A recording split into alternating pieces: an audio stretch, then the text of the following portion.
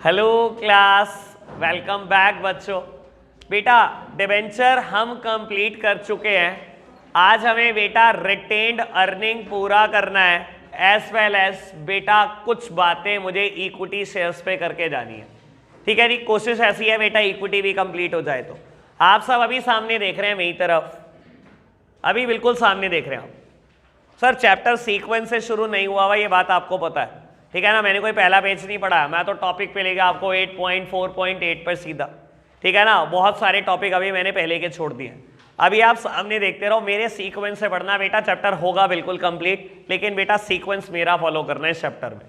बाबू अभी बात कर रहा हूं रिटेन्ड अर्निंग्स की, एक बार याद करा दो इसका इंट्रोडक्शन जो मैंने पहले पढ़ाया हुआ है। कंपनी में पेमेंट बांटने का एक फिक्स सीक्वेंस है।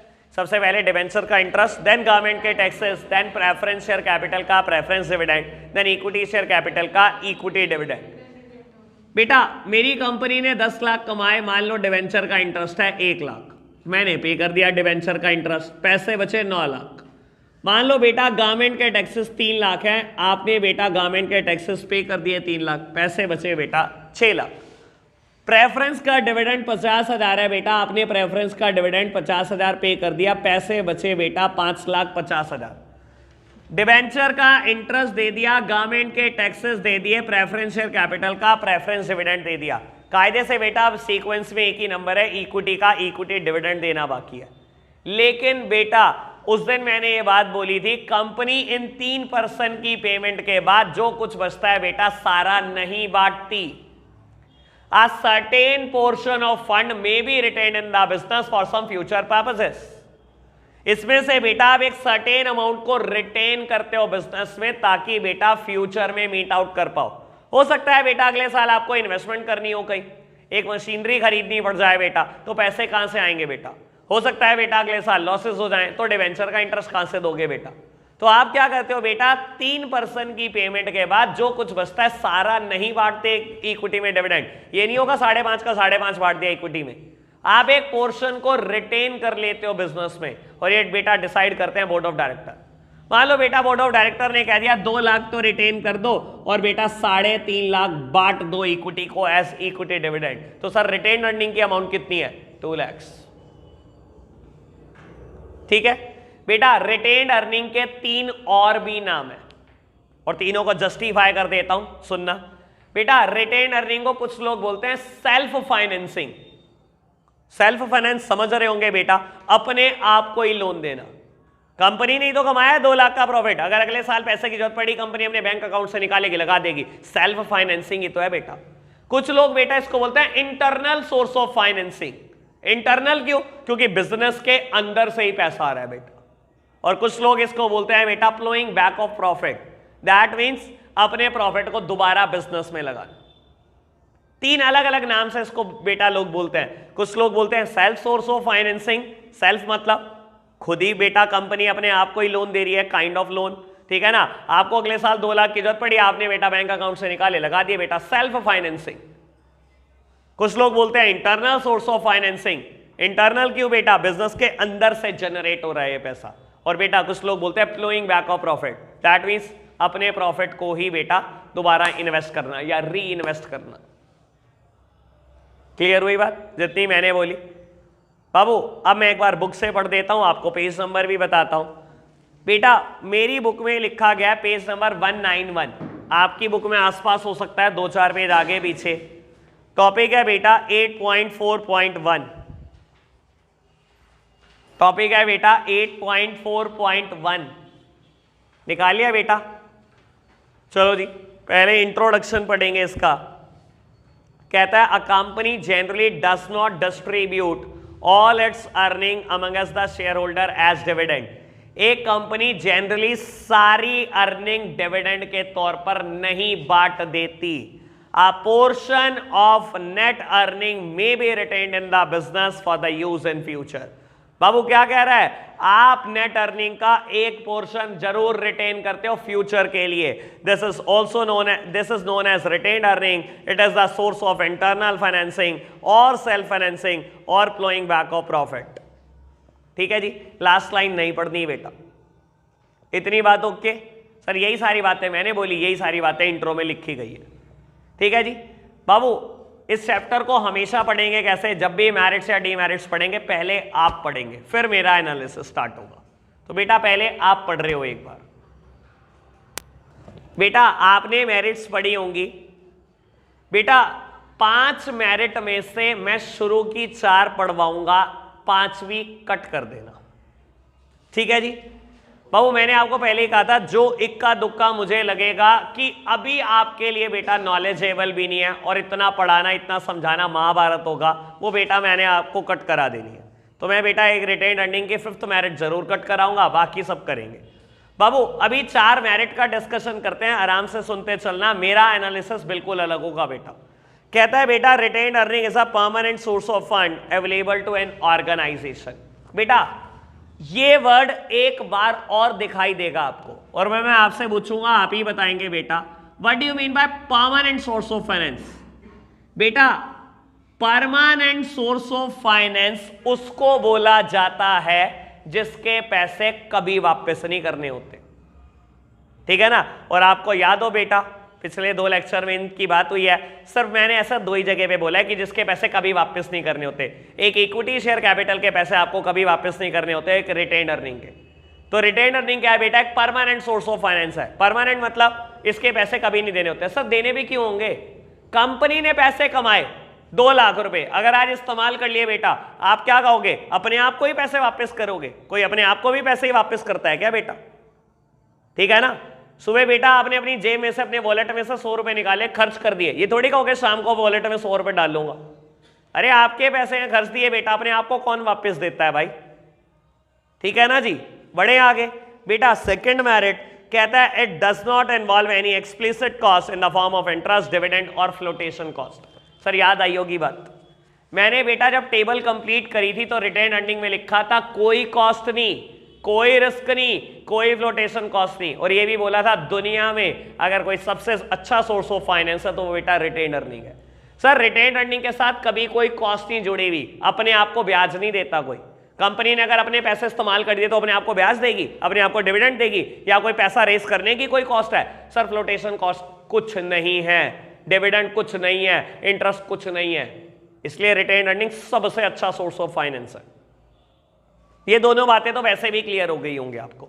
अब बेटा मुद्दा उठता है बाकी की दोनों में, बहुत आराम से समझना। कहता है as the funds are generated internally there is a greater degree of operational freedom and flexibility. लो प्यारे बच्चों, इस बात को समझाने के लिए 5 से 7 मिनट लगाऊंगा, आप सब सामने देख रहे हैं मेरी तरफ। कहता है बेटा क्योंकि फंड्स जनरेट होते हैं internally there is a greater degree of operational freedom and flexibility. Sir retain earning को ना मैं कंपेयर कर देता हूं बैंक लोन से। अब बहुत आराम से सुनना, मजा आएगा आपको।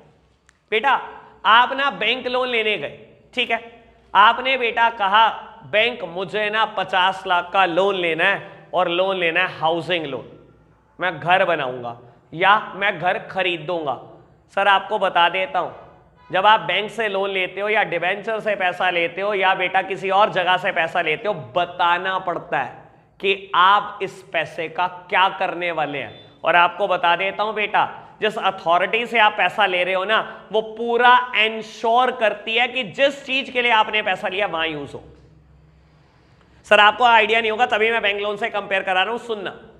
बाबू मान लो मुझे घर पसंद है, ठीक है ना, और वो घर राघव का है, ठीक है, और इसकी कीमत है 50 लाख। मैं बैंक गया, मैंने कहा बैंक मुझे ना होम लोन चाहिए, मैं घर खरीद रहा हूं। बैंक ने कहा ठीक है, लाओ प्रॉपर्टी के पेपर दिखाओ, और आप क्या गिरवी रखेंगे ये भी बता दो। मैंने अपनी जो प्रॉपर्टी गिरवी रखनी थी वो भी दे दी, और बेटा जो मैं प्रॉपर्टी खरीद रहा था मैंने इसकी भी फोटोस्टैट जमा करा दी, ठीक है। मान लो लोन हो जाता है, आपको क्या लगता है इस केस में मेरे हाथ में 50 लाख रुपए आएंगे? देगा ही नहीं बैंक, मुझे 1 रुपया भी नहीं मिलेगा। पता है क्या होगा, ये 50 लाख का चेक राघव के नाम का ही बनेगा डायरेक्टली। सर बैंक क्या इंश्योर करने की कोशिश कर रहा है, सोचो तो सही। बैंक इंश्योर कर रहा है बेटा जिस पर्पस के लिए मैं पैसा ले रहा हूं वही यूज हो। ये ना हो बेटा 50 लाख कहूं तो होम लोन बेटा और यूज कर लूं कहीं और। पता है क्यों ऐसा? क्योंकि होम लोन पे ब्याज सबसे सस्ता होता है। होम लोन सबसे सस्ता है इंडिया में, 7% में मिलता है। व्हीकल लोन 9% पे मिलते हैं, लोन अगेंस्ट प्रॉपर्टी 10% पे मिलता है, पर्सनल लोन 12-14% पे मिलते हैं बेटा। हर लोन का अलग रेट ऑफ इंटरेस्ट है, क्योंकि बेटा मोदी सरकार ने कहा 2022 तक हमें सबको घर देना है, इसलिए घर पे सबसे सस्ता रेट ऑफ इंटरेस्ट है। तो लोग क्या करते थे, पहले होम लोन कराते थे, पैसा यूज करते थे बिजनेस में। सर बैंक पूरे तरीके से इंश्योर करता है आपने जिस चीज के लिए पैसा लिया वही यूज हो। अगर मैंने कह दिया मैंने बैंक कंस्ट्रक्शन लोन लेना 50 लाख का, घर बनाऊंगा, बैंक पता है क्या करता है, बैंक ने मुझे लोन तो कर दिया 50 लाख का, पहली किस्त डिसबर्स करी बेटा 10 लाख रुपए। मैंने कहा ये क्या कर रहा है बैंक, 50 लाख का लोन हुआ है, 50 लाख डालना मेरे अकाउंट में। बैंक कह रहा है 10 लाख डालूंगा। 10 लाख जब खर्च कर लोगे, मेरा सर्वेयर आएगा, चेक करके जाएगा आपके घर पे 10 लाख लगे हैं कि नहीं। 10 लाख लगे होंगे तो अगले 10 लाख दूंगा, और नहीं लगे होंगे तो अगले 10 लाख मिलेंगे भी नहीं। मैंने 10 लाख लगा दिए, सर्वेयर आया, चेक करके गया, अच्छा आर्किटेक्ट आता है बेटा बैंक का, अच्छा हाँ 10 लाख तो लग गए होंगे, फिर अगले 10 लाख की किस्त, फिर अगले 10 लाख की। क्या इंश्योर कर रहा है, जिस चीज के लिए लोन दिया है वहीं यूज हो। मैंने कहा जी बैंक मैं तो एक कार खरीद रहा हूं, मुझे तो व्हीकल लोन चाहिए। बैंक पता है क्या कहेगा, ले आओ कोटेशन बनवाकर। मैं गया, आराधना ह्यूंडई, हमारे यहाँ पर जो ह्यूंडई का शोरूम है उनका आराधना ह्यूंडई फॉर्म नेम है, आराधना ह्यूंडई से कोटेशन बनवा लाया, मैंने जमा कर दी, डायरेक्टली चेक आराधना ह्यूंडई के नाम आएगा, मुझे मिलेगा ही नहीं कुछ भी, 1 रुपया भी। क्या इंश्योर करने की कोशिश कर रहा है बैंक कि जिस चीज के लिए लोन मांग रहे हो पैसा वहीं जाए। सर अब सोचना, अब आराम से समझ आ जाएगी मेरिट। कहता है रिटेन अर्निंग के केस में पैसे इंटरनली जनरेट होते हैं, बिजनेस के अंदर से ही प्रॉफिट कमाया आपने बेटा। कहता है there is operational degree of freedom and flexibility. इस पैसे को कहीं फेंक दो बेटा, आपका पैसा है, कोई पूछने वाला थोड़ी है बेटा कि इस पैसे को वहीं यूज करना है बेटा। डिबेंचर से पैसे लेते हैं, डिबेंचर होल्डर पहले लिखवा लेते हैं, बताओ पैसा कहां इस्तेमाल करोगे। बैंक लोन से पैसा लोगे, बैंक पहले लिखवा लेगा, बताओ पैसा कहां इस्तेमाल करोगे। सर रिटेन अर्निंग तो मेरा पैसा है, मुझे किसी को जवाब थोड़ी देना कहां इस्तेमाल करूंगा, चाहे मैं कूड़े में डाल दूं बेटा। क्लियर हो गई मैरिट बेटा, ऑल क्लियर बड़े बेटा। चलो जी फोर्थ मैरिट का डिस्कशन करते हैं बेटा। फोर्थ मैरिट कहती है बेटा it enhances the capacity of a business to absorb unexpected losses. Sir ये तो बड़ी सिंपल सी बात है, कहता है रिटेन अर्निंग की वजह से आप क्या करते हो बेटा, अनएक्सपेक्टेड लॉसेस को भी एब्जॉर्ब कर लेते हो। लो जी बेटा मैं कहता हूं, मान लो आपकी ऑर्गेनाइजेशन बनी थी ईयर 15-16 में, बेटा ईयर 15-16 में आपकी फर्म ने 5 लाख का प्रॉफिट कमाया, और मैं बोलता हूं बेटा 1 लाख रिटेन करें। नेक्स्ट ईयर बेटा आपने 7 लाख का प्रॉफिट कमाया, और मान लो बेटा 1,30,000 रुपए रिटेन करे। थर्ड ईयर बेटा आपने प्रॉफिट कमाया बेटा 3 लाख रुपए का, और मान लो 20,000 रुपए रिटेन करे, और चौथे साल बेटा आपको लॉस हो गया 5 लाख का। सर 5 लाख का लॉस जरूर हुआ है, लेकिन बेटा आपके पास एक्यूमुलेट करी हुई आपकी रिटेन अर्निंग भी पड़ी हुई है। आपने रिटेन किया था 1 लाख, 1,30,000, 20,000, 2.5 लाख रुपए आपने रिटेन भी किया है। क्या बेटा मेरा लॉस 2.5 लाख से कम नहीं कर देंगी मेरी रिटेन अर्निंग? तो रिटेन अर्निंग के साथ क्या गुण है बेटा, ये आपके लॉसेस को एब्जॉर्ब कर लेती है। रिटेन अर्निंग कुछ और थोड़ी होता है, प्रॉफिट ही तो होता है। ये वो प्रॉफिट है जो बिजनेस में पड़ा हुआ है, बस। क्लियर ना बात, सिंपल बात थी। सिर्फ एक मेरिट काम की थी, तीसरी उसे ना बेटा खराब कर लेना। फर्स्ट, सेकंड और फोर्थ आप भी बहुत आराम से कर सकते थे, ठीक है जी। अब डी मेरिट, डी मेरिट इसकी बहुत काम की है, पहले आप रीड करेंगे फिर मेरा एनालिसिस स्टार्ट होगा। बेटा लिमिटेशन पढ़ेंगे तीनों बहुत आराम से। सबसे पहली कहता है excessive flowing back may cause dissatisfaction amongst the share holder as they would get lower dividend. Sir हद से ज्यादा रिटेन करने की कोशिश मत करना। कहता है रिटेन अर्निंग की अपनी मेरिट होंगी बेटा, लेकिन बेटा जब आप हद से ज्यादा रिटेन करने की कोशिश करते हो ना, तो आप कुछ और नहीं करते बेटा, अपने शेयर होल्डर को डिससैटिस्फाई कर देते हो। समझने के लिए बेटा एग्जांपल वही, ये लो मेरी तरफ देखना। सर आपने प्रॉफिट कमाया 10 लाख, 1 लाख दिया डिवेंचर का इंटरेस्ट, गवर्नमेंट के टैक्सेस दिए 3 लाख, प्रेफरेंस का डिविडेंड दिया 50,000, पैसे बचे 5.5 लाख। मैंने कहा जी नहीं तो रिटेन करना है, रिटेन करना है, रिटेन करना है। और बेटा शेयर होल्डर ने पूछा कितना रिटेन करना है, मैंने कहा 5 लाख। सर अगर मैं हद से ज्यादा रिटेन करूंगा, दैट सिंपली मींस बेटा इक्विटी शेयर होल्डर को बहुत कम मिलेगा। और अगर इक्विटी शेयर होल्डर को हर साल बहुत कम दोगे, तो सर कभी तो डिससैटिस्फाई होंगे ही होंगे। वो क्या सोचेंगे, कंपनी कमाती है 10 लाख, देने को देती है 50,000 रुपए, 5-5 लाख रुपए रिटेन कर लेती है बिजनेस में, अगर आप ऐसा करोगे ना, इक्विटी शेयर होल्डर 1 मिनट नहीं लगाएंगे आपके शेयर बेचने में बेटा, इतना डिससेटिस्फाई नहीं कर सकते आप।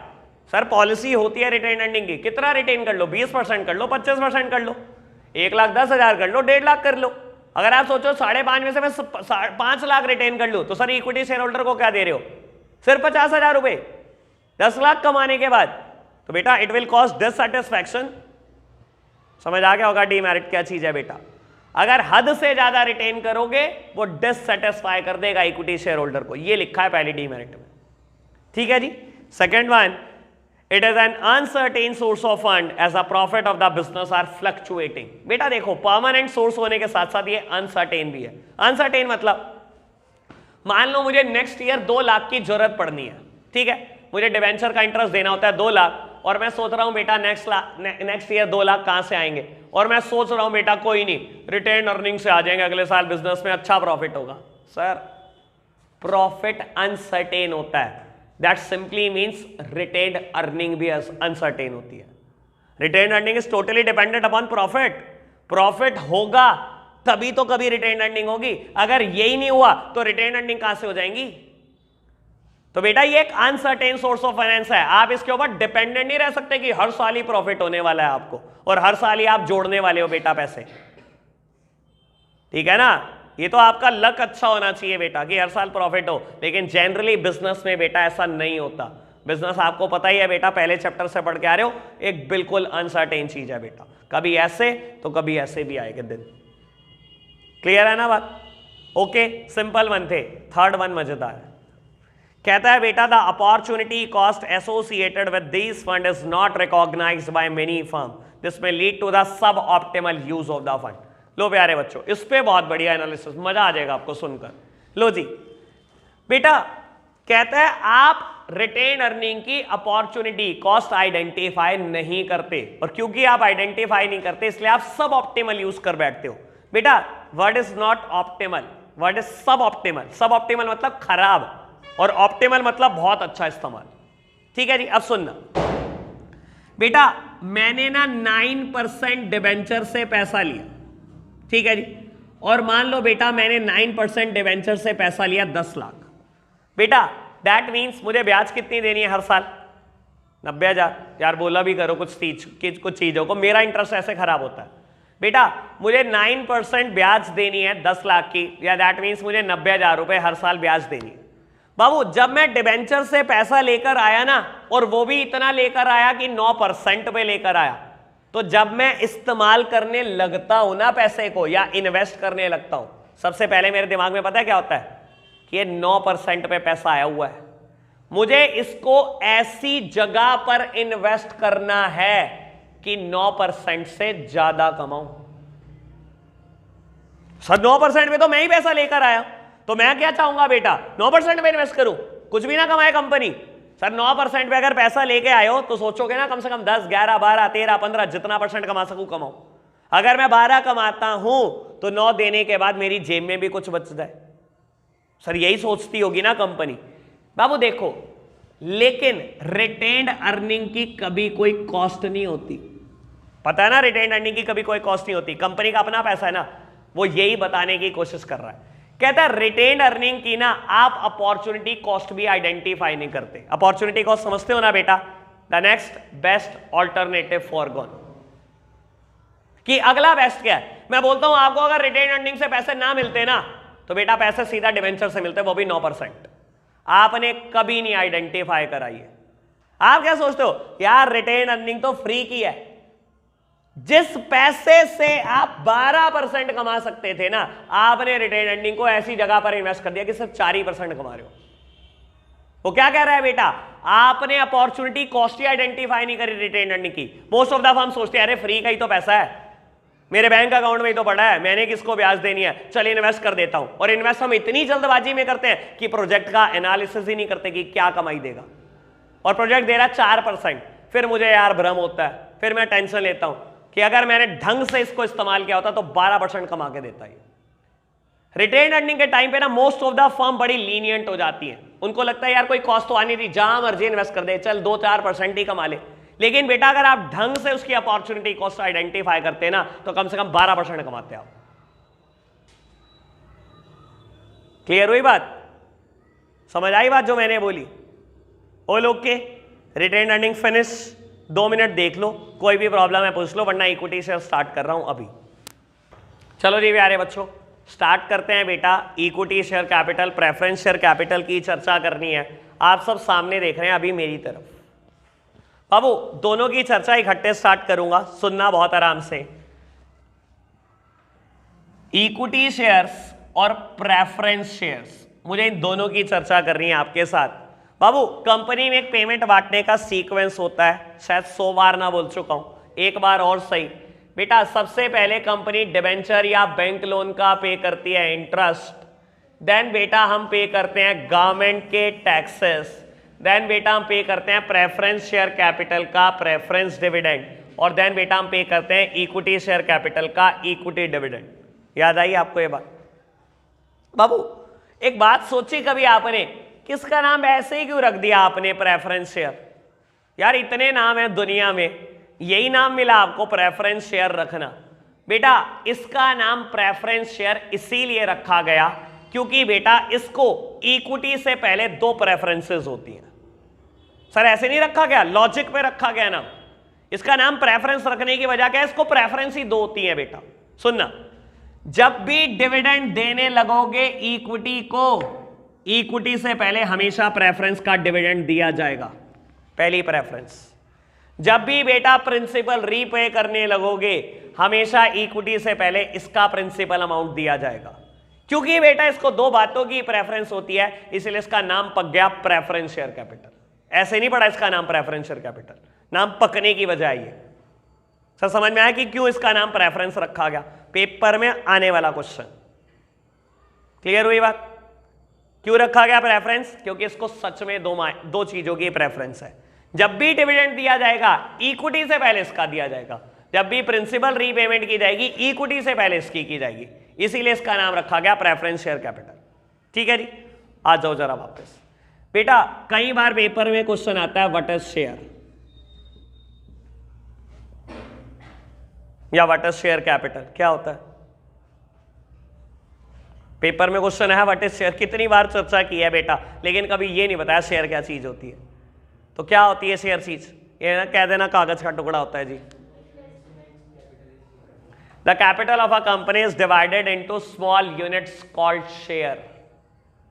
कहता है एक कंपनी की कैपिटल छोटे छोटे टुकड़ों में बटी होती है बेटा, उसे शेयर कहते हैं। मेरी तरफ देखना, अगर मैं आपको कहूं एक कंपनी जिसने 1 लाख शेयर इशू करे हैं और हर शेयर 100 रुपए का है, तो बेटा कंपनी के पास टोटल 100 लाख है, यानी कि 1 करोड़ है। अब यहां से समझ में आ जाएगा, the capital of the company is divided into small small parts called share. ये 1 करोड़ रेस करने के लिए आपने 100 रुपए का शेयर बेचा हुआ है। शेयर क्या है बेटा? इतनी बड़ी कंपनी की कैपिटल, इतनी ह्यूज कैपिटल, 1 करोड़ इकट्ठा करने के लिए आप क्या कर रहे हो बेटा? छोटे छोटे टुकड़ों में पैसे इकट्ठे कर रहे हो, उस टुकड़े को शेयर बोल रहे हैं। क्लियर बात? The capital of a company is divided into small parts called shares. The fund raise through issue of share is known as share capital. Share अलग चीज है और शेयर बेच के फंड रेज करना, इसे हम बोलते हैं शेयर कैपिटल। ठीक है जी। ऐसे ही बेटा अगर मैं इक्विटी शेयर बेच के पैसे रेस करूं तो उसको बोलता हूं इक्विटी शेयर कैपिटल। अगर मैं प्रेफरेंस शेयर बेच के पैसे इश्यू करूं तो उसको मैं बोलता हूं प्रेफरेंस शेयर कैपिटल। ठीक है जी, इतनी बात किया बेटा।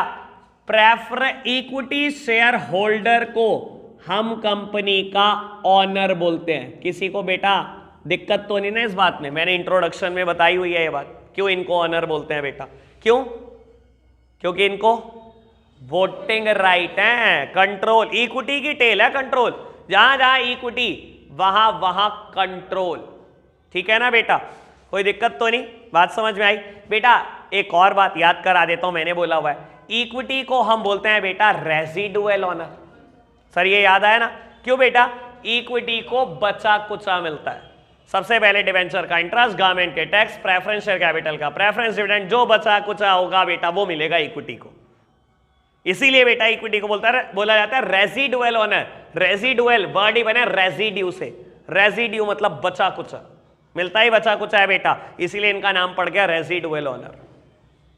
क्लियर बात? चलो जी पढ़ना शुरू करेंगे बेटा इक्विटी शेयर कैपिटल को। बेटा पेज नंबर 197 है मेरी बुक में, टॉपिक नंबर 8.4.7, टॉपिक नंबर 8.4.7। बेटा इशू ऑफ शेयर का इंट्रो और इक्विटी शेयर का इंट्रो साथ साथ। कहता है the capital obtained by issue of share is known as share capital and the capital of a company is divided into small units called share. मैंने भी यही बोला बेटा, एक कंपनी की कैपिटल बहुत सारे छोटे छोटे टुकड़ों में बटी होती है, इन्हें हम शेयर बोलते हैं, और शेयर बेचने के थ्रू आपको जो पैसा इकट्ठा होता है उसे हम शेयर कैपिटल बोलते हैं। कहता है for example a company can issue 1 lakh share of 10 each for a total value of 10 lakh. The person holding the share is known as share holder. There are 2 types of share normally issued by a company, these are equity share and the preference share. The money raised by issue of equity share is called equity share capital, while the money raised by issue of preference share is called the preference share capital। ये सारी बातें मैंने अभी बोली, यहाँ पर भी यही लिखी है। ठीक है जी, आपने बेटा इक्विटी का इंट्रो पढ़ना है, और बेटा कुछ 7-8 लाइन तो पढ़ी दो कम से कम, पहले आप फिर मैं। बेटा इक्विटी शेयर का इंट्रो कहता है equity share is the most important source of raising long term capital by a company. Sir word शायद क्लियर होगा, लॉन्ग टर्म कैपिटल याद कराऊं, जिसके पैसे 1 साल के अंदर अंदर वापस करने हो वो short term source of finance है, 1 से 5 मीडियम टर्म, और जिसके पैसे 5 साल के बाद वापस करने हो उसे हम बोलते हैं long term capital, long term source of finance. और बेटा याद करा दो तो इक्विटी के पैसे कंपनी पूरी जिंदगी नहीं देती, यहाँ कोई 20 साल वाली भी लिमिट नहीं है, इसीलिए बेटा पक्का से बोल सकते हो लॉन्ग टर्म कैपिटल मिलती है आपको। ठीक है ना? अगली लाइन कहता है equity share represent the ownership of a company and thus the capital raised by the issue of such share is known as ownership capital और द ओनर फंड। कोई दिक्कत तो नहीं बेटा, इक्विटी शेयर होल्डर ही company के मालिक होते हैं। अगर आपको इक्विटी शेयर कैपिटल से कुछ पैसा मिला है तो आप बोल सकते हो ऑनर फंड है, मालिकों का फंड है, ऑनरशिप शेयर है बेटा, तो बेटा ऐसे नाम से आप बुला सकते हो। कहता है equity share capital is a prerequisite to the creation of company. ये लाइन काम की मतलब इसकी रिक्वायरमेंट पहले से होती है सर, इसकी रिक्वायरमेंट कंपलसरी है। कहता है equity share is a prerequisite to create a company. Prerequisite मतलब कंपलसरी, प्री रिक्वायरमेंट है इसकी। क्यों बेटा? अगर इक्विटी शेयर से पैसा नहीं लेंगे तो सर कंपनी चल नहीं सकती। क्यों? सुन लो, इक्विटी शेयर होल्डर नाम की कोई चीज नहीं है। मान लो कंपनी में इक्विटी शेयर कैपिटल से पैसा इकट्ठा हुआ 0, कंपनी को चलाने के लिए पैसा तो चाहिए, किससे मांगोगे? आपने प्रेफरेंस से पैसा मांगा, प्रेफरेंस वाले कहेंगे मालिक तो अपने आइडिया में पैसे इन्वेस्ट नहीं कर रहे, हम क्यों करें? आप गए बैंक लोन लेने, बैंक कह रहा अच्छा अपना तो आप पैसा लगा नहीं रहे, एक हमसे पैसा मांग रहे हो, आप अपने आइडिया में इन्वेस्ट नहीं कर सकते, तो आपको क्या लगेगा कोई आउटसाइडर आपके आइडिया में इन्वेस्ट करेगा? सर कोई 1 रुपया भी नहीं देगा अगर इक्विटी वैसे पैसे नहीं देंगे तो। एक बंदा 1 रुपया भी नहीं देगा, क्योंकि मैंने आपको एक बात बोली वे सुन लो बेटा, 2 ही पर्सन होते हैं जिसके पैसे आपने कभी वापस नहीं करने होते, एक इक्विटी और एक रिटेन्ड अर्निंग। सर कायदे से ये दोनों मालिकों के पैसे हैं, आप दे नहीं रहे, पहले साल में रिटेन्ड अर्निंग होती नहीं, बाकी सब क्या होता है? सब लोन है। याद है ना एक दिन मैंने ये बात बोली थी, इक्विटी शेयर और रिटेन्ड अर्निंग को छोड़ दो, सब लोन है, और लोन के पैसे तभी मिलते हैं बेटा जब आप अपना कुछ लगाते हो। अगर इक्विटी शेयर 1 रुपया नहीं लगाएंगे तो भूल जाओ बेटा, कंपनी स्टार्ट ही नहीं हो सकती। तो कहता है कंपनी को क्रिएट करने के लिए सबसे मिनिमम रिक्वायरमेंट क्या है? इक्विटी शेयर वाले पैसे डालें, वरना कंपनी क्रिएट नहीं होगी कभी भी। और आपको बता देता हूं यही बात मेरिट के 4th पॉइंट में लिखी गई है, यहीं से पढ़ लो बेटा ये 4th मेरिट। कहता है equity share capital provide credit worthiness to the company and confidence to the prospective loan provider. Equity capital से क्या होता है बेटा? आपकी क्रेडिट वर्दीनेस बढ़ती है बेटा, और कॉन्फिडेंस मिलता है प्रोस्पेक्टिव लोन प्रोवाइडर को। समझाने के लिए एक बात बोलता हूं, मेरी तरफ देखना, आपको एक मशीनरी खरीदनी है, एक यूनिट डालनी है, और बेटा मशीनरी है 7 लाख की, आपने डाले इक्विटी शेयर कैपिटल ने 2 लाख, और लोन लेने पहुंच गए बेटा बैंक में 5 लाख। बैंक वालों ने पता है क्या बोला? आप अपने आइडिया में 2 लाख इन्वेस्ट करोगे और हमसे उम्मीद करोगे हम 5 लाख दे, मैक्सिमम 2 लाख देंगे, जितने आप डालोगे उतने ही देंगे। बैंक कभी बेटा आपको आपके जितने पैसे आपने कंट्रीब्यूट करें उससे ज्यादा लोन नहीं देता। जितने आपने डाले उतने बैंक कहेगा मुझसे ले जाओ। 2 लाख आपने डाले, 2 लाख मैं डाल देता हूं। सर कॉन्फिडेंस कैसे मिलता है बैंक को या प्रोस्पेक्टिव लोन प्रोवाइडर को? आपके पैसों से। ओनर अगर अपने पैसे नहीं डालेगा अपने आइडिया में तो कोई और कैसे डालेगा बेटा? आपने डाले बेटा 5 लाख और बैंक के पास गए 2 लाख मांग रहे हैं, 1 मिनट नहीं लगाएगा, हंस के दे देगा 2 लाख। आप अपने आइडिया में 5 लाख लगा सकते हो तो दूसरा आपके आइडिया में 2 लाख क्यों नहीं लगा सकता? समझते हो ना इस बात को? तो कहता है इक्विटी कैपिटल ही कॉन्फिडेंस देती है प्रोस्पेक्टिव लोन प्रोवाइडर को। Equity share capital credit worthiness है। क्लियर हो गई होगी शायद बात? ठीक है जी, इंट्रो पे वापस अगली लाइन पढ़ो। कहता है बेटा equity share holder do not get a fixed dividend but are paid on the basis of earning of a company. They are referred to as residual owner since they receive what is left after all other claim of the company's income and assets have been settled। बस इतना। Sir समझ में आ गई होगी वैसे last line. बेटा equity को कभी फिक्स डिविडेंड नहीं मिलता, जो बचता है वो इक्विटी को मिलता है, इसलिए उनको रेजिडुअल ऑनर बोला जाता है। ये बात मैंने पहले भी बताई है। ठीक है जी, सबसे पहले मेरिट्स आप पढ़ेंगे बेटा, फिर मेरा एनालिसिस। अब चौथी मेरिट को मत पढ़ना, मैंने क्लियर कर दी बेटा। 4th मेरिट मैंने पढ़ा दिया है, शुरू की 3 पे एनालिसिस पहले बहुत जल्दी 1 मिनट भी लगेगा, फटाफट से हो जाएगा ये काम। तो कहता है बेटा equity share are suitable for investor who are willing to assume risk for high return. Sir debenture की पहली मेरिट याद करा दूं क्या थी? वैसे याद आनी मुश्किल होगी। डिबेंचर उन इन्वेस्टर के लिए अच्छे हैं बेटा जो रिस्क लेना नहीं चाहते, जो एक फिक्स्ड इनकम चाहते हैं। यही लिखी हुई थी ना? और इक्विटी में क्या लिखा हुआ है बेटा? इक्विटी शेयर उनके लिए अच्छे हैं जो रिस्क लेना चाहते हैं बेटा। जिन्होंने भी माउंटेन ड्यू पिया है बेटा, चुपचाप इक्विटी शेयर खरीद लो। सर रिस्क लेने की ताकत है तभी इक्विटी शेयर खरीद सकते हो, वरना नहीं। क्यों बेटा? क्योंकि इक्विटी वालों को कभी नहीं पता होता उनको पैसे कब मिलेंगे बेटा। याद है ना ये बात?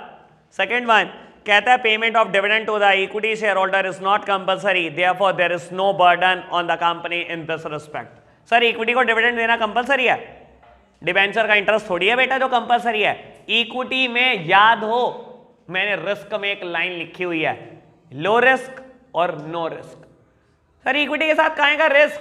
इसका डिविडेंड देना जरूरी नहीं है। आपको लॉस हुआ है पक्का डिविडेंड मत देना, और आपको प्रॉफिट हुआ है तब भी मत दो, ये कुछ नहीं कर सकते बेटा। इसीलिए कंपनी सबसे ज्यादा खुश रहती है इक्विटी शेयर इशू करके, क्योंकि कोई टेंशन नहीं मंडरा रही होती। याद है डिबेंचर के केस में आपकी 2 जिम्मेदारियां शुरू हो जाती हैं, payment of interest at regular interval of time and payment of principal amount upon maturity. Debenture 2 सिरदर्दियां लेकर आता है, लेकिन इक्विटी कोई सिरदर्दी लेकर नहीं आता कंपनी के लिए। थर्ड वन कहता है equity share serve as a permanent capital. क्या ये मैंने वर्ड अभी रिटेन अर्निंग में भी बोला था? क्या होती है परमानेंट कैपिटल? इसके पैसे वापस नहीं करने होते, और यही लाइन बाद में लिखी गई है, as it is to be repaid only at the time of liquidation of a company. और मैं हमेशा बोलता हूं इक्विटी के पैसे कंपनी जीते जी नहीं देती, मरने के बाद देती है। और कंपनी का मरना क्या होता है? लिक्विडेशन। लिक्विडेशन मतलब जब नीलामी हो रही होती है कंपनी की, बस तभी देने होते हैं पैसे। इसलिए बेटा इक्विटी को क्या बोला गया? Permanent capital. इसी और यही वर्ड रिटेन अर्निंग के लिए भी इस्तेमाल किया जाता है, क्योंकि इन दोनों के पैसे आपको देने नहीं होते।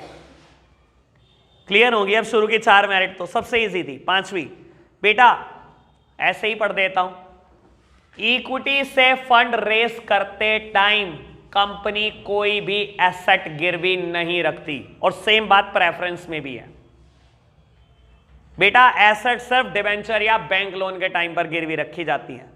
कभी भी आप इक्विटी से पैसा रेस करते हो कोई एसेट गिरवी नहीं रखते, और ये बात मैं पढ़ के बता देता हूं। कहता है fund can be raise through equity share without creating any charge on the asset of the company, therefore the asset of the company are therefore free to be mortgage for the purpose of borrowing if need be. क्या कहता है बेटा? अगर आप equity से पैसा लेते हो कोई सॉर्ट ऑफ चार्ज क्रिएट नहीं होता एसेट के ऊपर। सॉर्ट ऑफ चार्ज मतलब एसेट गिरवी नहीं होती, या सॉर्ट ऑफ चार्ज कह लो, मॉर्टगेज कह लो, हाइपोथिकेशन कह लो, ये तीनों एक ही वर्ड होते हैं। मैं 3 वर्ड बोल रहा हूं बेटा, चार्ज क्रिएट होना, मॉर्टगेज करना, या बेटा हाइपोथिकेशन। इन तीनों का मतलब होता है गिरवी रखना। कहता है बेटा जब आप इक्विटी से पैसा लेते हो कोई चार्ज क्रिएट नहीं होता, दैट मीन्स एसेट गिरवी नहीं होती। कहता है आपकी एसेट बच जाती है अगर कभी कल को बोरोइंग लेनी हो, वहां गिरवी रखने के लिए बच जाती है। तो ये इक्विटी का फायदा है बेटा, कोई एसेट गिरवी नहीं हो रही है आपकी। क्लियर?